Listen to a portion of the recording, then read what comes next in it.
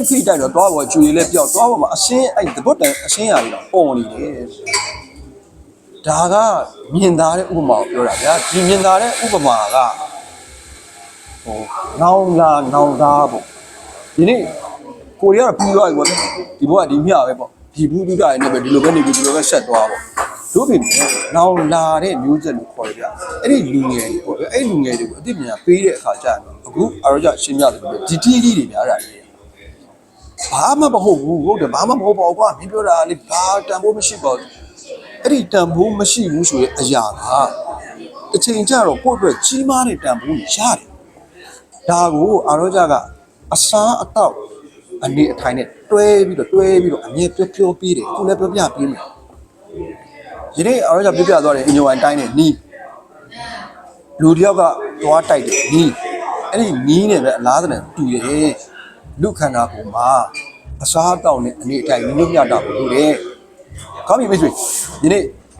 insulin sensitive ဖြစ်လို့ယောဂဗျာဆိုတာအသက်အရွယ်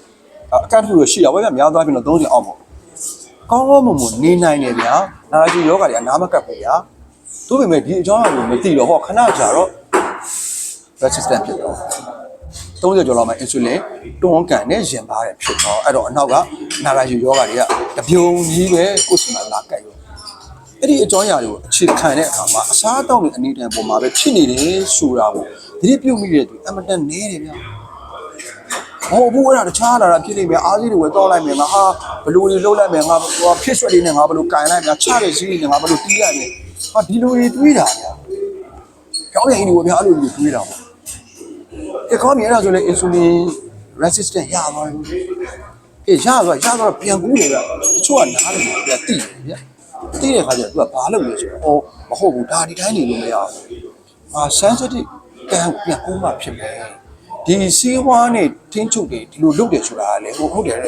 လောလောဆယ်တော့ဒီနည်းနဲ့ပဲဖြစ်ရှင်းကြမှာမှန်တယ်။ဒါပေမဲ့ရေရှည်မှာတကိစ္စမဟုတ်ဘူး။စီးကူးရတဲ့နွန်ထဲမှာလည်းနစ်တယ်။တကယ် fully sensitive လည်းဖြစ်တာလည်းမဟုတ်ဘူး။ကြာတော့သိလာတာဗျလူရဲ့အကြောင်းအရာအဲ့တော့ဘလုံနီးနဲ့တို့တွေဘလို့ပြန်သွားမလဲ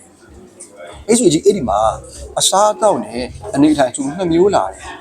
80/20 rules ကိုခေါ်တယ်အဲ့ဒီမှာလည်းအဲ့လိုရှိတယ်ဗျဒီနေ့ modern view လို့ပြောတဲ့နောက်ဆုံးပေါ် researcher တွေကအသေးချာပြောရဗျာမိဆိုရမှန်တယ်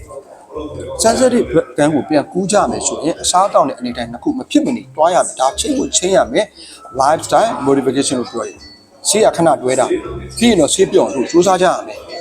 အဲ့လိုစူးစမ်းတဲ့အခါမှာတော်တော်များများကနားလေတာပေါ့ဗျအနေထိုင်ကဒါကတော့ဘလောက်လဲအစားတော့ရကတော့ဘလောက်လဲဒီပုံမှာမြင်တဲ့အမြင်တွေဝဲတာတွေရှိရဲ့ဒီနေ့အားရကြတယ်တက်မှတ်ပြီးမယ်အစားအသောက်ကြောင့်ပြုပြင်ပြောင်းလဲလို့ရတာကဒီခီးကြီးမှာဒီ insulin sensitive ဖြစ်ရေးခီးကြီးမှာ80%ပါဝင်နေတယ်လို့ခန္ဓာကိုယ်လှုပ်ရှားမှုဝဲပြလေ့ကျင့်ခန်းမှုပြောရမယ်လေ့ကျင့်ခန်းလုပ်လို့ဒီကြီးကိုတက်ရောက်စီတဲ့အကြောင်းတက်ရောက်စီတဲ့သူချလာမယ်အကျိုးမြတ်ပါဗျာအဲ့ဒါက20%ပဲရှိဟောဒီနှစ်ခုကိုအတေချာကိုယ်ပြားလေးနားလေစီချင်တာဗျဟောမဟုတ်တော့ထင်လားဗျမဟုတ်ကွာငါလေ့ကျင့်ခန်းအားကစားတွေကဒီနေ့ကငါခြေလမ်းတော့ငါကင်ရဲမယ်ဟောတော့ငါ2000ထက်တင်ဟောကင်လိုက်မယ်အဲ့ဒါဆိုငါရဲ့ဒီဖြစ်နေတဲ့ဒီချိုတက်နေတဲ့ကိစ္စရပ်တွေက binding process ပေါ်မှာကအကုန်ပါသွားမယ်။ဟာဒီလိုကြီးတွေးတာဗျာတခါတည်း။မဲဆွေတေချာတက်မှတ်ပေးရစီတူတူပြူ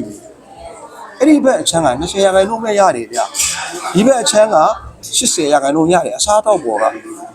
ဆိုလိုတာဗျာဒီပြဿနာတွေဖြစ်လာရခြင်းရဲ့အကြောင်းအရင်းထိတ်နောက်လိုက်သွားတာဗျာ။အဲ့ဒါကြောင့်ဖြစ်တာ။ဘာကြောင့်ဖြစ်တာဗျာပြောရရင်စိတ်အလိုလိုက်လို့ဖြစ်တာဗျာပြဿနာ။အဲ့တော့ကိုယ်စိတ်အလိုနဲ့ဒီပါဇက်ရဲ့ပေါင်းလိုက်တော့အစားအစာတွေကိုခုံမင်တက်မှတ်တယ်လို့ဆိုတယ်။မှန်တယ်ဗျာလူခန္ဓာကိုယ်ဆိုတာတော့ input ထည့်ရမှာပေါ့ဗျာ။စားတော့ထည့်ရမှာပေါ့ဒါမှဒီကောင် run လို့ရမှာပေါ့ fuel မရှိဘဲနဲ့ဒီ engine ကြီးကဘယ်လိုလုပ်ပြီးတော့ run လဲဗျာဒါလည်းမှန်တာပေါ့။အဲ့ဒီထဲမှာထည့်တဲ့စီတန့်တာမတန့်တာဒါတွေပြေပိတ်မယ်လေးနားလို့ဒိုရီလေးဆိုတယ်။လက်ကြီးထဲမှာကြည့်လိုက်လေဗျာ။ပြက်ဖိုင်လို့ပြောတဲ့အမျိုးအစားတွေဗျာ။ common way လို့ပြောတဲ့အမျိုးအစားတွေဗျာ။ဘယ်မှာရိုးရိုးဒီတွေထည့်လို့ရတယ်ဟုတ်ပရီမီယံမထည့်ရင်စက်မလို့တဲ့ကားတွေအများကြီးတွေဗျာ95ထည့်မှအဆင်ပြေတဲ့ကားတွေအများကြီးတွေဗျာ ကိုထဲတဲ့food intake ပေါ့ဗျာလူနဲ့နှိုင်းရှင်ပြီးပြောရရင်